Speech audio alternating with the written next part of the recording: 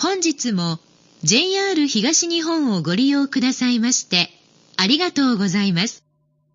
今度の19番線の電車は12時6分発中央線各駅停車直通寝台急行光のページェント号お散歩21号東戸塚行きです。この電車は11両です。グリーン車がついており